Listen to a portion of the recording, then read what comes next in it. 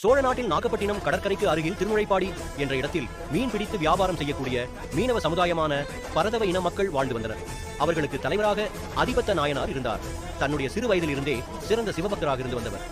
ஒவ்வொரு நாளும் கடலுக்கு மீன் பிடிக்க போகும் போதும் தன்னுடைய வலையில் சிக்கக்கூடிய முதல் மீனை எடுத்து இந்த மீன் இறைவனாகிய சிவபெருமானுக்கு உரியது என்று சொல்லி கடலில் விடுவதை வழக்கமாக கொண்டிருந்தார். ஒரு சமயம் தினமும் கடலுக்கு மீன் பிடிக்க செல்லும் போது மீன்கள் சிக்குவது குறைந்து கொண்டே வந்தது. இதனால் அதிபத்த நாயனாரின் குடும்பத்தில் வறுமை ஏற்படத் தொடங்கியது. ஆனாலும் அதிபத்த நாயனார் தன்னுடைய வலைகளில் சிக்கும் முதல் மீனை சிவபெருமானுக்கு அளிப்பதை நிறுத்தவே இல்லை. இப்படியே நாட்கள் நகர்ந்தது.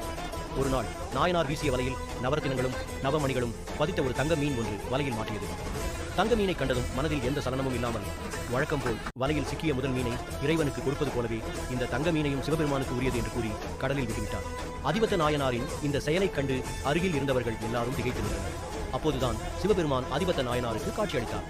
அது மட்டுமில்லாமல் கையில் தன்னுடன் இருக்கக்கூடிய பேரின்ப வரத்தையும் அதிபத்த நாயனாருக்கு அளித்தனர்.